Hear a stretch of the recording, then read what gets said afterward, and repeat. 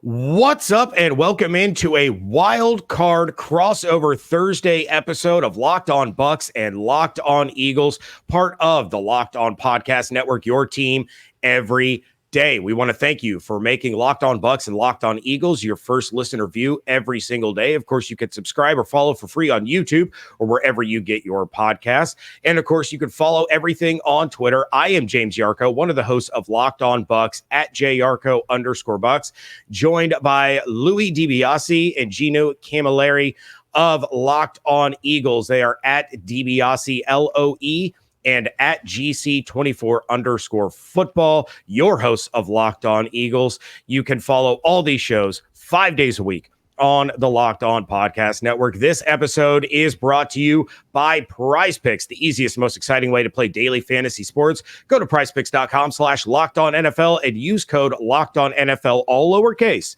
for a first deposit match up to $100. The biggest matchups, most important players, predictions, all coming up for you in just a little while. But I am going to defer to you guys first as the road team in this Monday night playoff game. The Bucks have played now. They will be the, how can I phrase it? They will play in the first two Monday night playoff games, back-to-back years, both against NFC East opponents. Last year, we're not going to talk about the loss to the Dallas Cowboys. What we are going to talk about is the biggest storyline for the Eagles coming into this Monday night playoff matchup at Raymond James Stadium. Yeah, I mean, I think for me personally, it's the Eagles trying to avoid the biggest collapse, one of the biggest collapses, if not the biggest one in NFL history, from a perennial Super Bowl contender that was 10-1, 9 games over 500 through the first 12 weeks of the season, had beaten a lot of good teams like Miami, Dallas, Kansas City, Buffalo. They were dealing with a lot of problems, but again, you're 10-1 for a reason. To look like that and then to lose 5 of your final 6 games in the fashion they did, where they're getting blown out by the New York Giants, they're blowing leads to the Arizona Cardinals, they look completely inept against the 49ers and Cowboys. To me, it's can they get a win? And that's not going to suddenly change everything that's happened this year, and now the long-term questions that we're posing about Nick Sirianni and the future of this team. But a win could go a long way in avoiding that label of this being one of the biggest collapses from a contender I've ever seen in this league. From where we were 2 years ago, James, and we were doing this exact thing in the exact same round in 2021, we're talking about a wild card matchup. These two teams have completely flipped, where that Tom Brady team had high expectations and they were trying to fight for a Super Bowl. That kind of feels like where the Philadelphia Eagles are right now. And coming into that game, they were a younger team and they were just happy to be there. The expectation is flipped. They were a team that came in and they were expecting to host multiple playoff games at home. They're on the road. And I think the talking point for the Eagles is, are they going to turn it around for once? And maybe it's a blessing in disguise that they don't have all this pressure on them at home and they're going to be booed the first time they go 3-0. But can a team that looked like world beaters at 10-1 get back to the team that beat Tampa Bay in that stretch? It does not look anything like that team that Tampa Bay fans saw in the beginning of the season. It is completely different, and I think both of these teams are going to have to put out a performance that it's going to be one that they don't want to lose with. Like the Eagles have put out performances that have been losing performances. Can they finally put together a game that is worthy of a winning performance? Yeah, well, and of course, I've talked about the Eagles' struggles lately a couple of times this week, but then you take a look at kind of both of these teams, right? You have injuries with Jalen Hurts and A.J. Brown and DeVonta Smith and my guy, as your viewers will see behind me, my block eye that the Locked On Bucks viewers see all the time. My guy, Sidney Brown, lost for the rest of the year with that ACL tear. Broke my heart.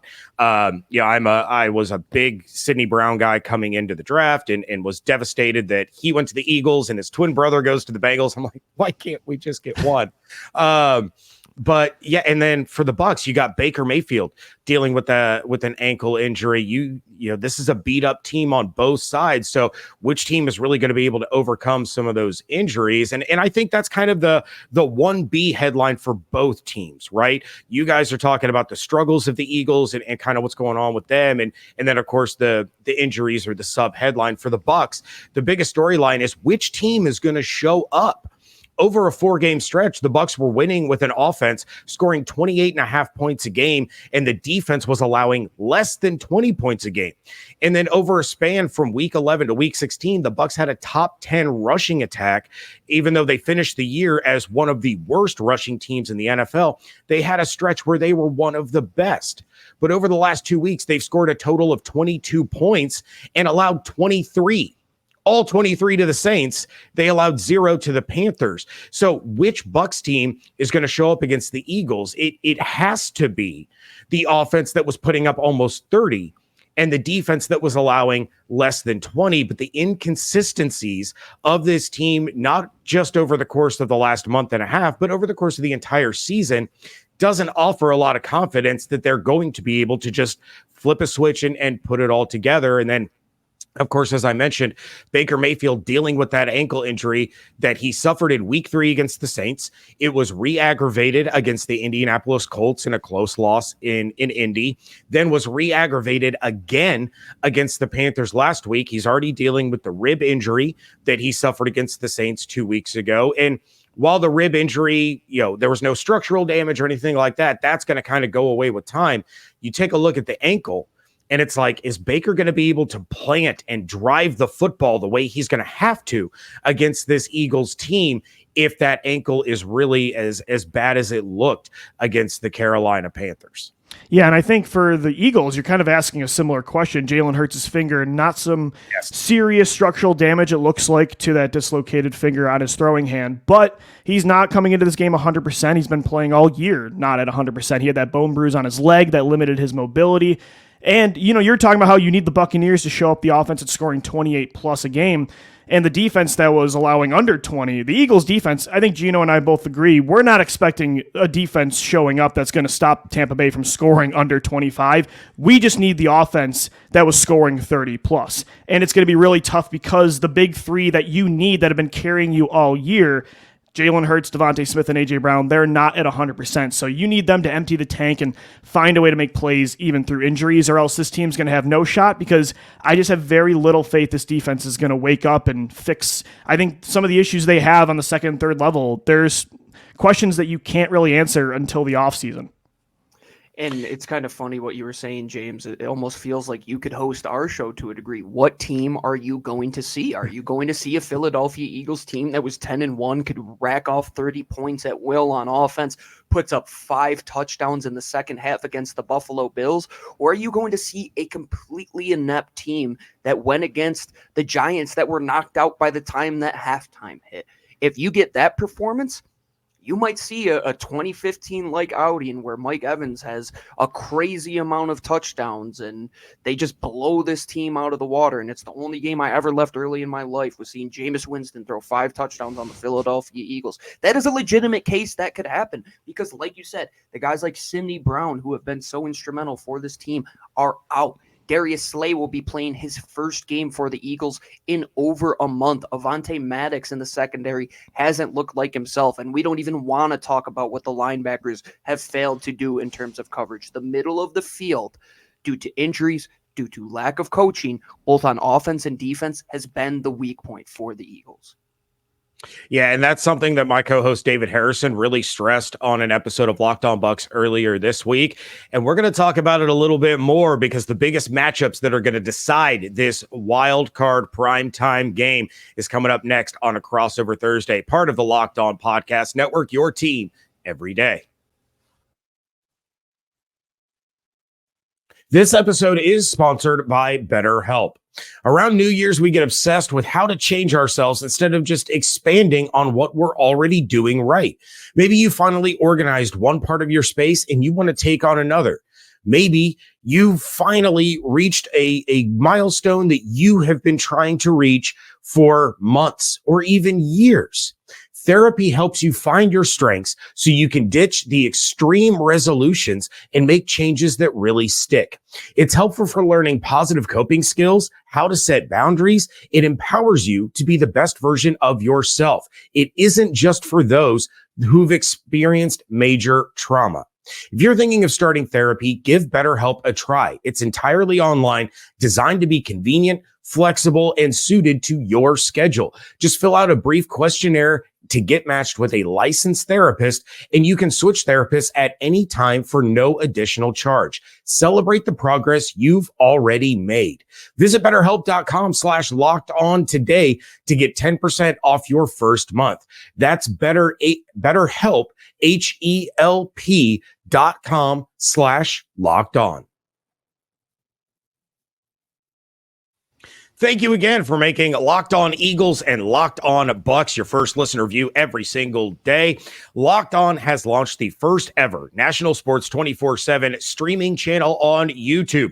Locked On Sports Today is here for you 24/7, covering the top sports stories of the day with the local experts of Locked On, plus our national shows covering every league. Go to Locked On Sports Today on YouTube and subscribe to the first ever national sports 24/7 streaming channel. We are going to talk about the key matchups in this one. Both of us are well aware of what the strengths and the weaknesses are of the teams that we cover. So when you take a look at the Eagles going to Tampa, taking on the Buccaneers, what is the matchup that you're really honing in on that says this is where the Eagles are going to be able to win this game? Yeah, for me, it's on the defensive side of the football. I'm not banking on the Eagles stopping the Buccaneers passing game to a certain degree. I think what they have to do is at least force Tampa Bay to be one-dimensional and take out their run game like they were the first half of the year. This was, again, the run game, the run defense for the Eagles is the perfect representation of how good they were and then how quickly they plummeted, because the run defense was the best in the league through the first half of the year by a lot. Offenses were not even trying to run the football on this front. And then the final half of the year, they were one of the worst run defenses in the league. So can they take out Rachaad White? Baker Mayfield is a really good play-action quarterback. Can you force them to throw the football? Which, of course, is a huge question, is can they stop Baker Mayfield and those receivers? But I think they at least have a chance to limit the run game. There's no excuses. They have so much talent on the defensive line that's been non-existent for 2 months. First-round picks, prime stars like Hassan Reddick, Jaylen Carter, Jordan Davis, Fletcher Cox, good veterans like Brandon Graham. There's no excuses for this defensive line to be playing the way they have been the last 2 months. They have to wake up, and on the run game, I'm just banking on at least, again, the defense is not going to shut out this Tampa Bay team, but if they can at least stop one part of that unit, they'll give Jalen Hurts and the offense a fighting chance when they're going to have to score points anyway. I totally have to agree with Lou, and I think I have to take it and flip it to the Eagles running game, because I think the matchup to watch is how can the Eagles offensive line, the best unit that this team has, get back to what they did so well in 2022 and times this year, where they dominate this game through 10-plus play drives, can run the clock down, can be efficient in the red zone, because what is that going to do? It's going to keep the ball out of the hands of Tampa Bay, where Lou's talking about how the defense, they have to step up in a big way to stop Tampa. Well, what is the best defense sometimes? It's a really good offense. And teams that beat the Eagles in games where they have held on to the ball for 40 minutes to the Eagles 20.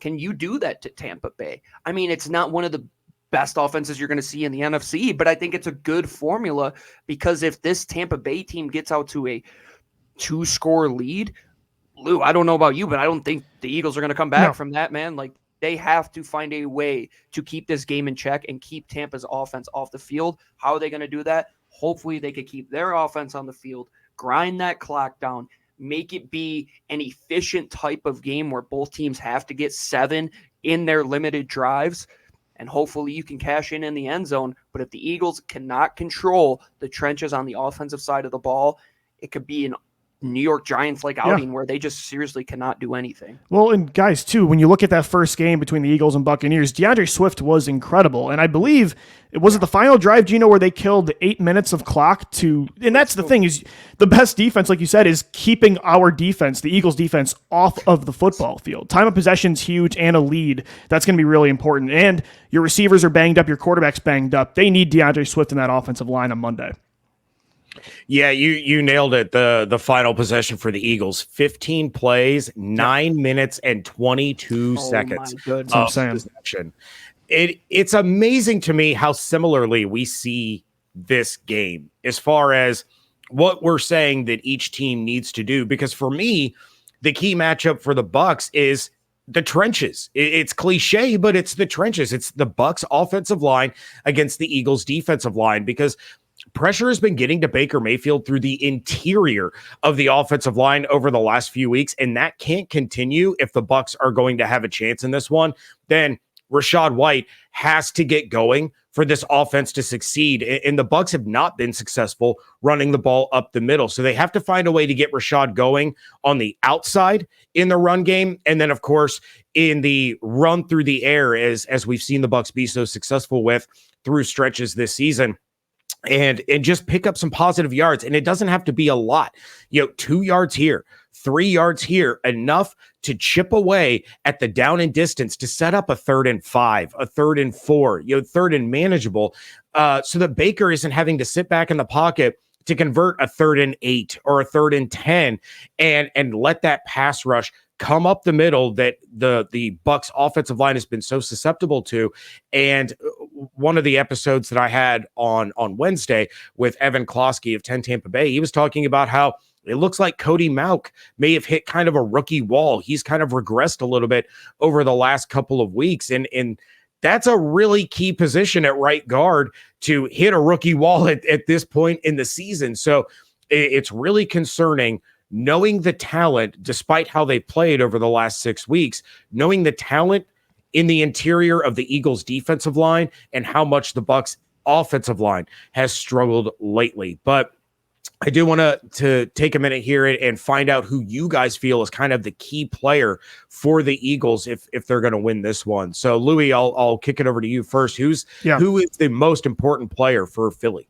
I mean, obviously it's Jalen Hurts. So, I mean, it's always the quarterback, especially considering what the Eagles are dealing with. They need their $200+ million quarterback to elevate. They need to win because of him. They haven't in months. But I'd say, to name another player, when we're talking about trying the interior, how the trenches are so important, the Eagles' best, most versatile player that can stop the run and get after the quarterback is Jaylen Carter. And when you talk about a rookie wall, you could kind of argue Carter has hit a little bit of a wall the second half of the year. He's still been pretty effective, but he was dominant the first half of the year, where he was the obvious rookie of the year candidate. People were talking about him being in the defensive player of the year conversation, how he was a top 3 graded defensive tackle among pretty much every statistical platform. So to me, Jaylen Carter is going to be so important, getting pressure up the middle on Baker Mayfield, but not only that, but stopping the run. So I'll say the rookie. They shouldn't have put as much pressure on Jalen as they did this year, but they need Carter a lot.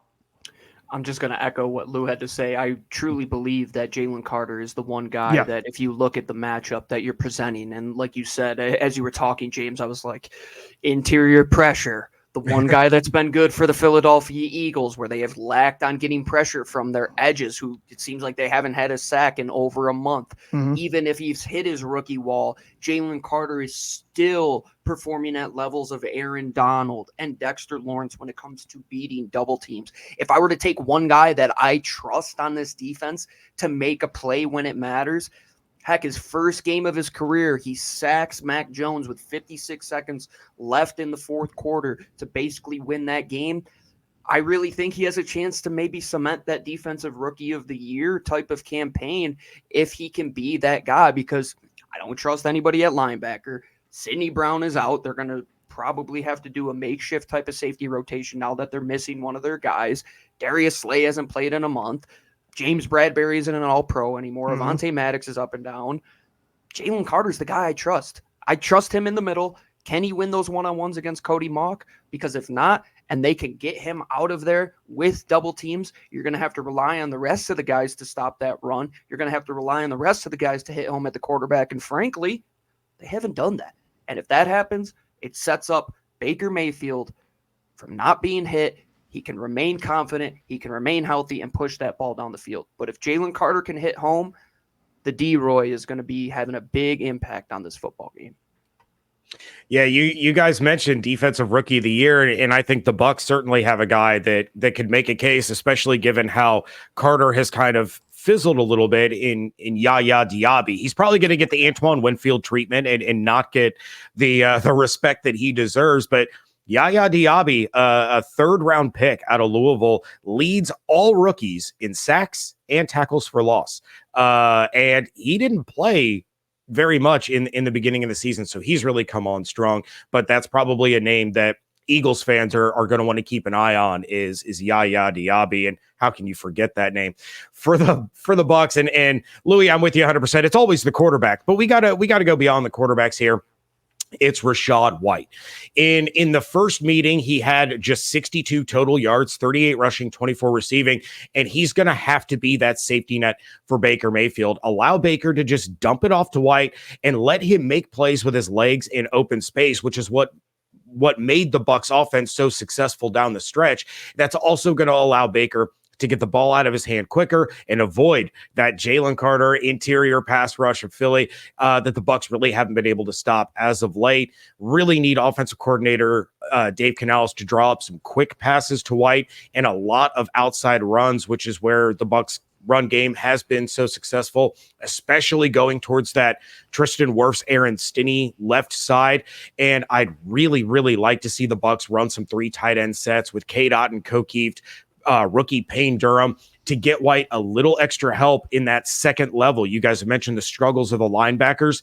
Need the Bucs to get some hats on those linebackers and really give Rachaad some solid running lanes there. And I know Bucs fans are going to get annoyed. They complain about it every single week, but it doesn't have to be huge chunks in the run game, just positive yards. A couple here, few there, as I mentioned before, to set up that 3rd and 4, that 3rd and 3, those manageable situations so that Baker Mayfield isn't having to sit back and try to find receivers downfield for big gains. Just death by 1,000 paper cuts. Let it go to 3rd down every single time, but convert on those short opportunities and put together those long, sustained scoring drives and keep your defense fresh against the Eagles. We are going to be talking about what has to go right for these teams and drop our predictions. That is coming up next here on Locked On Eagles and Locked On Bucks.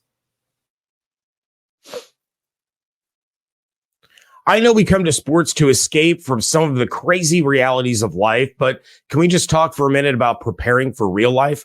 According to the FDA, pharmacies are running out of antibiotics like amoxicillin right in the middle of the worst flu season in over a decade. That's scary. I can't imagine a more helpless feeling than if my son or my better half were to get sick while a supply chain issue kept them from life-saving medication that they needed. Thankfully, we're okay because of Jase Medical. The Jase case is a pack of 5 different antibiotics to treat a long list of bacterial illnesses, including UTIs, respiratory infections, sinusitis, skin infections, among others. This stuff could happen to any one of us. Visit jasemedical.com and complete your physician encounter. It will be reviewed by a board-certified physician, and your medications will be dispensed by a licensed pharmacy for a fraction of the regular cost. It has never been more important to be prepared than today. Go to jasemedical.com and use offer code Locked On to get $20 off your order. Wrapping things up here on a crossover Thursday edition of Locked On Eagles and Locked On Bucks, preparing for a wild card matchup on Monday Night Football. Guys, what has to go right for the Eagles to get the win and move on to the divisional round? I think they can't turn over the football. They can't make mistakes. They're already behind the 8 ball when it comes to, and it's obvious to not turn the football over and get penalties, but this team has been doing it all year. Really, even going back to training camp, you heard rumors that it was sloppy in practice and Nick Sirianni wasn't happy. They're behind the 8 ball with personnel on defense, the coaching staff.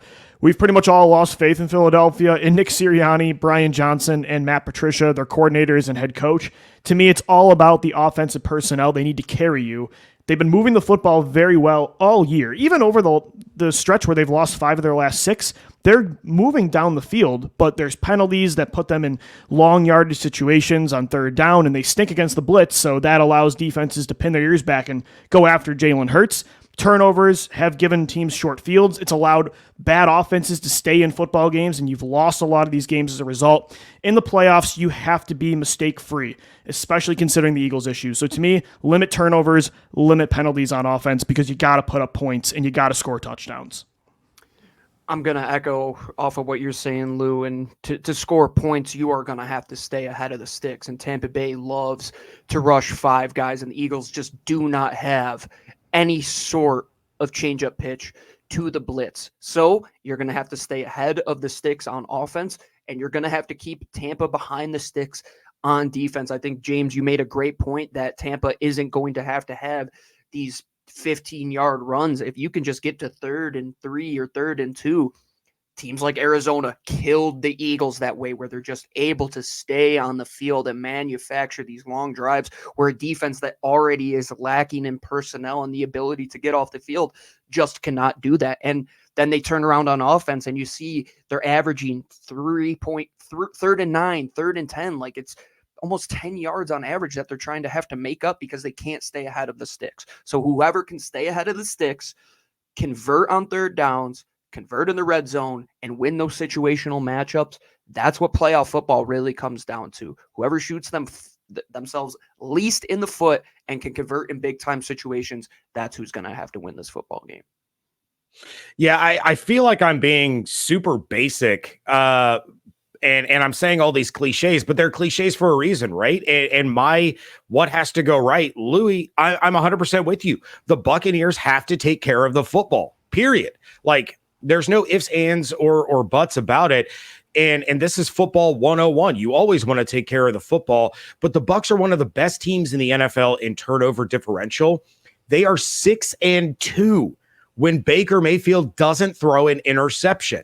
So if they're protecting the football and the defense is doing their job against a struggling Eagles offense, the Bucs can win this game. And I know it's wild to think about, especially when you go back and you rewind the clock to May or June, and this was a team that had one of the best odds to land Caleb Williams in the draft. All of a sudden, we're talking about them beating the defending NFC champions. And while the Eagles don't look like that defending NFC champions, I even mentioned earlier this week, this is a team that can put up 30 points in the blink of an eye. So don't get lulled into some false sense of security about their struggles recently. They can still be that team.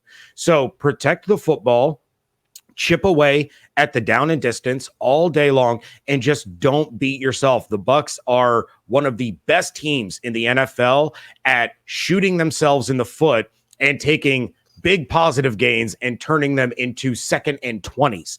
Welcome in fact, to our world. It's arguably the most impressive thing I have ever seen, that they can just continuously punch themselves in the face, and it happens every single week. So what has to go right is protect the football, get Rachaad White the ball in space, take advantage of that underneath area with Rachaad White, with Cade Otton, with Chris Godwin, and just chip away at this Eagles defense, wear them down. And we could be talking about the Bucs going to San Francisco, going to Dallas, or even hosting the Rams. Like, there is a world that exists where the Buccaneers get to host in the divisional round, but they have to get past the Eagles first. Guys, it's been a rough month and a half for you. How do you see this one shaking out in the playoffs? So, I mean, my belief and hope is on E right now, but I do want to believe and give this team credit that within this season, this team at one point was 10-1, and they do have, to me, a better roster than Tampa Bay. Not by much, but they have, to me, a better team, a better quarterback. I want to believe that's going to be enough at least to get one playoff win this year. Is it going to be easy on Monday? No. Is it going to be pretty? Probably not. Will it be even the game that you saw the first half of the year against Tampa, which was one of the most, if not the most complete game the Eagles have played all year? I doubt it. But I want to believe that they at least get one win and they don't end the year as this dead dog that they've been the last month and a half. Again, maybe that's my heart talking over my head, but I want to say the Eagles get a close win. I think it's going to be a high-scoring affair. I don't know about score, but they're going to have to score at least 30, I think, to get this W. If you look right now at FanDuel, the over is 43.5. The Eagles are 3-point favorites. That plays out to around a 23-20 victory for the Philadelphia Eagles. I think it's going to be within a field goal. I don't think it's going to be a game where either team is going to extend some crazy sort of lead. I'm going to say that I'm going to do the Camilleri anti-jinx. The Eagles are going to lose this football game 22-20 to Tampa, and hopefully that jinx turns things around, because I have called the Eagles to win every single game and they just continue to lose. So I don't know what I'm talking about. I very boldly predicted the Bucs to beat the Eagles back in week 3, and they hung in for quite a while. You go back and you look at that game. There was no Carlton Davis. There was no Kalijah Kancey. Yaya Diaby wasn't a thing yet. And Devin White was injured. He got an interception in that game that he probably should have taken to the house, but he was playing injured. And I go back and I think to that post-game interview that Devin White had, where he said, we're going to see him again. We're in the same conference. We're going to see him in the playoffs, because I'm saying it right now, we will make the playoffs. I had in my notes, I had picked the Eagles to win 21-20. And I'm going to mid-recording pivot. And off of the leg of Chase McLaughlin, with time winding down, I'm going to take the Bucs to win this one 23-21. I can see a whole... I told my son, no outcome of this game is going to surprise me. This game could end up 42-40, or it could end up 10-9. With either team winning, and I won't be surprised. And he asked me, well, what if the Bucs score 70? I was like, okay, that would surprise me, because they've never done that ever. But you guys get what I'm saying. This could be a shootout. Yep. This could be both offenses just continuously running face first into trees, and whoever has the ball last with the fewest mistakes is going to win. But we could see either team winning this game and moving on to the next round. And honestly, I think you guys talked me into predicting a Buccaneers victory here. Oof, our listeners are not going to like that. But it's just, it's one of those things. Yeah, this one could go either way, but regardless, it's going to be entertaining. So to you guys, thank you for another great crossover. To all of the Locked On Eagles listeners, Locked On Bucs listeners, make sure you're coming back for Friday's episode, as both of these shows are going to give their final preview of what is going to go down, or maybe the final preview is going to come Monday. Depends on how you guys want to structure things, but definitely more to say about this game. And of course, by Monday, we're going to know who the winner is going to face. And I think that's why the NFL loves these 4 or 5 matchups on Monday night. So in the meantime, please make sure you are checking out Locked On Eagles and Locked On Bucs 5 days a week. Subscribe on YouTube. Subscribe on your favorite podcasting platform. Hope you all have an absolutely outstanding day. Stay safe, stay healthy. And thank you so much for joining us right here on a Crossover Thursday, part of the Locked On Podcast Network, your team every day.